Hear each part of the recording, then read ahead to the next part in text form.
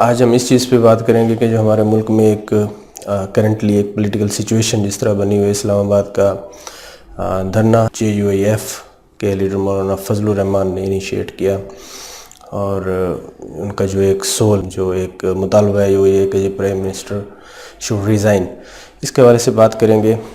جیسا کہ آپ کے علم میں ہے کہ ہم نے ایک سیریز یہ بھی شروع کر رکھی ہے، یہ جو جتنے پولیٹیکل ایونٹ ہوتے ہیں جن کا ہماری قوم کی جو اجتماعی نفسیات ہے، یا تو وہ کاز کے طور پہ یا اس کے ایفیکٹ کے طور پہ جو ان کا امپیکٹ آتا ہے، اس کو بھی ہم چاہتے ہیں کہ اس پہ بھی روشنی ڈالی جائے، ایک سائیکولوجیکل ویو پوائنٹ اس کا بھی سامنے رکھا جائے تاکہ چیزیں اس اینگل سے بھی دیکھی جائیں، کیونکہ جو ڈیبیٹ چل رہی ہوتی ہے، کرنٹ ڈیبیٹ چل رہی ہوتی ہے، وہ ساری کی ساری پولیٹیکل جو آڈز ہوتے ہیں ان کے ارد گرد چل رہی ہوتی ہے۔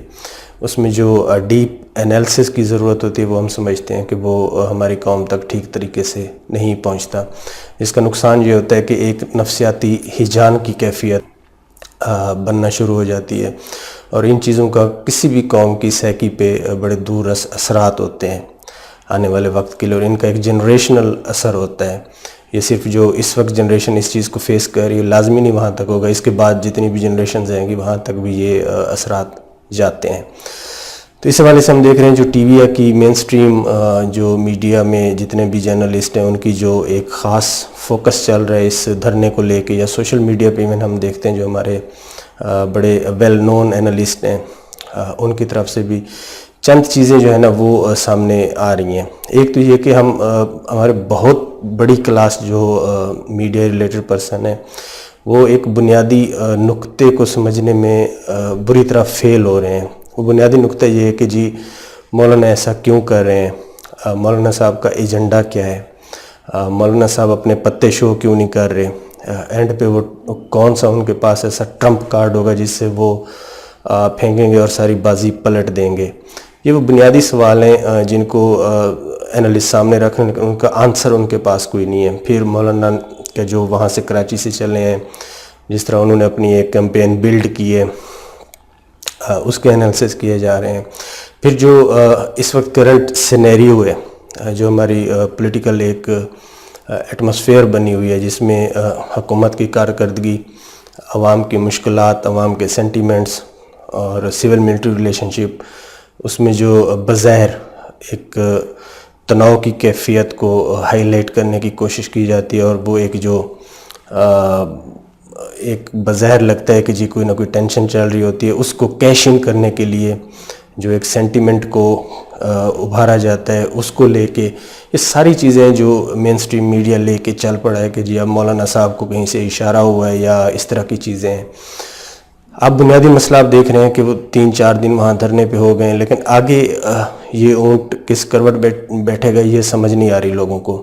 اس پہ پھر جو جتنی بھی پولیٹیکل تھیوریز بنی تھیں تو وہ بنیادی طور پہ ہم دیکھتے ہیں کہ وہ فزل آؤٹ ہونا شروع ہو گئی۔ اب ہمارے اینالسٹ بڑے ڈسپریٹلی کوئی نئی تھیوری، کوئی نئی فکشن ڈھونڈنے کے چکر میں، آف کورس وہ مل نہیں رہا، کیونکہ جو بنیادی جو ایک پولیٹیکل اپروچ ہونی چاہیے جس کی بنیاد جذبات پہ نہیں، آپ اینالسٹ ہیں تو آپ کی کس پارٹی کی طرف لیننگ ہے، کس سسٹم کی طرف لیننگ ہے، اس سے جب تک آپ نہیں اوپر اٹھیں گے تو آپ کو وہ آنسر نہیں ملیں گے، کیونکہ یہ جو پولیٹیکل پروسیسز ہوتے ہیں ان کی جو روٹس ملتی ہیں ان کو اسٹڈی کرنے کے لیے ضروری ہے نہ صرف آپ پولیٹیکل سائنس کے جو بیسک پرنسپل ہیں ان کو ذہن میں رکھیں، جو ایک میس موبیلائزیشن کی ڈائنامکس ہوتے ہیں ان کو ذہن میں رکھیں، ایک اوورآل جو سوشل میلیو ہوتا ہے ان کو ذہن میں رکھنا ہوتا ہے، اینتھروپولوجیکل جو کنسیڈریشن ہوتی ہے، ڈیموگرافک جو کنسیڈریشن ہوتی ہے، اور گلوبل اور لوکل جو کنسیڈریشن ہوتی ہے پولیٹیکل، ان کو بھی ذہن میں لازماً رکھنا ہوتا ہے۔ جب تک آپ یہ ایک ایکیڈیمک فریم ورک اپنے ذہن میں نہیں رکھیں گے، آپ کو اس طرح کے الجھے ہوئے کویسچن، الجھی ہوئی اس طرح کی پولیٹیکل سچویشن کا راستہ کبھی نہیں ملے گا۔ پھر یہی ہوگا کہ ٹامکٹویاں آپ مارتے رہیں گے، اپنے جذبات برانگیختہ کرتے رہیں گے، لوگوں کو اکساتے رہیں گے، اینڈ پہ آپ کو بھی کچھ نہیں ملے گا۔ وہی ہوگا جو اس دھرنے میں ہو رہا ہے کہ اپنے آپ کو آپ ایکسپوز کر لیں گے ایز اے اینالسٹ، یا آپ جتنے تجزیہ کار کا آپ کو لیبل لگا ہوا ہے اس کو آپ ایکسپوز کر لیں گے۔ تو بنیادی طور پہ ہمیں ایک چیز سمجھنی چاہیے کہ جی مولانا کے ذہن میں کیا ہے۔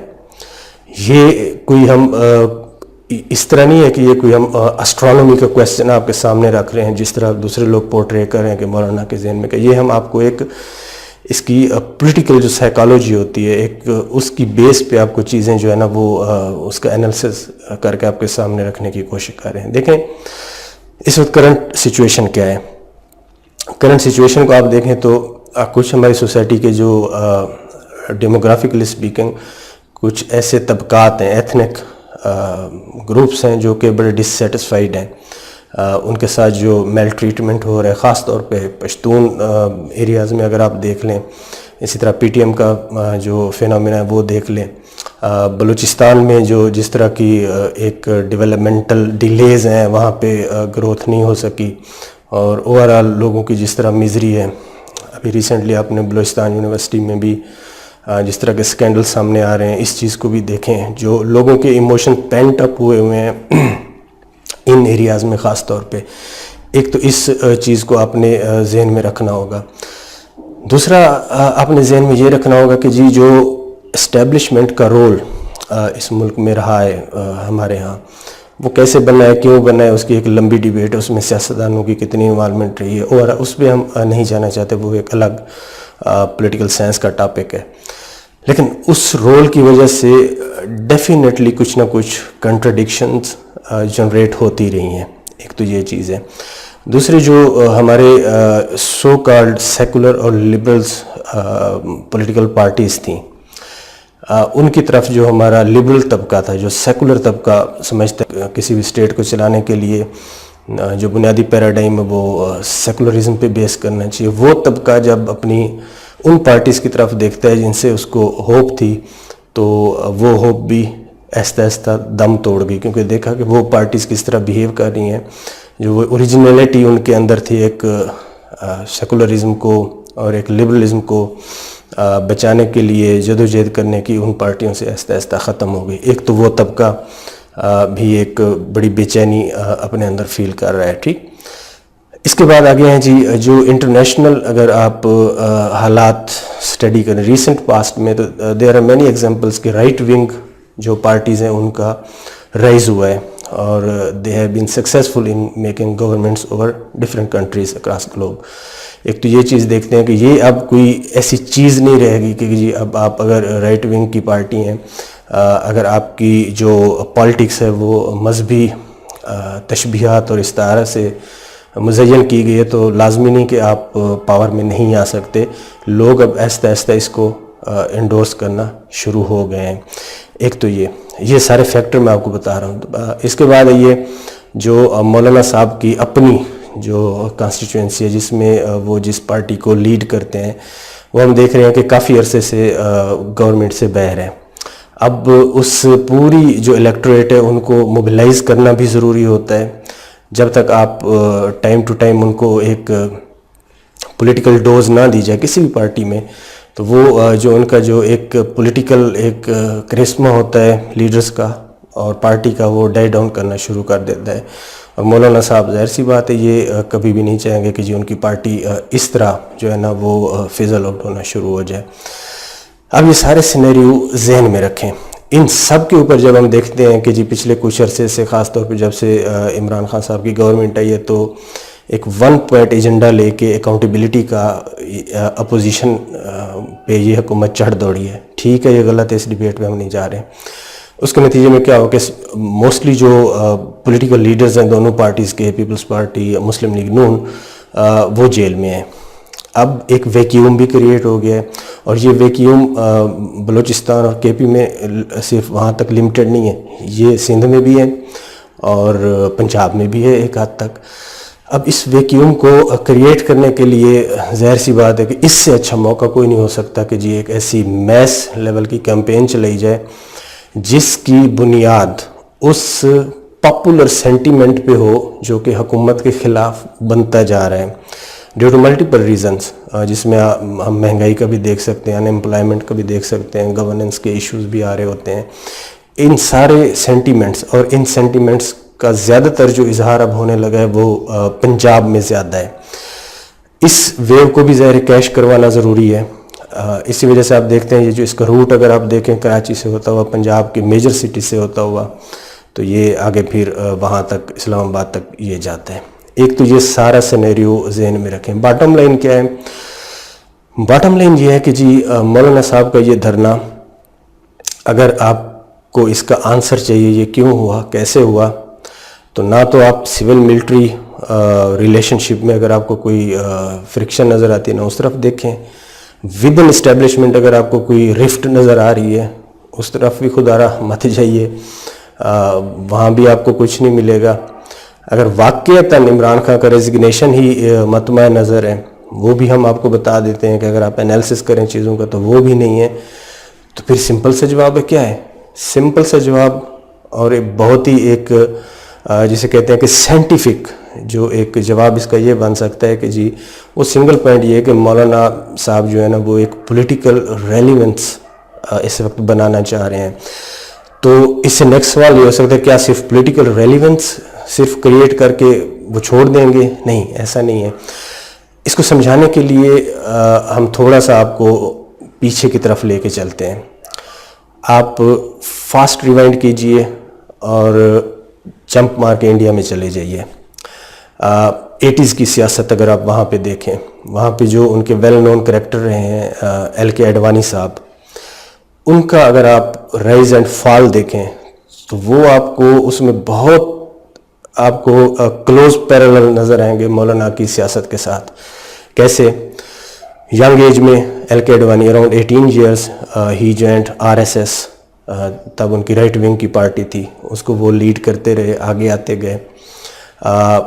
84 میں جب الیکشن ہوتے ہیں وہاں کی جنتا پارٹی کے، تو وہ اگر آپ دیکھیں تو وہ اس پارٹی نے صرف 2 سیٹس لوک سبھا جو الیکشن ہوتے ہیں، جنرل الیکشن ہوتے ہیں، دی پارٹی سیکورڈ اونلی 2 سیٹس.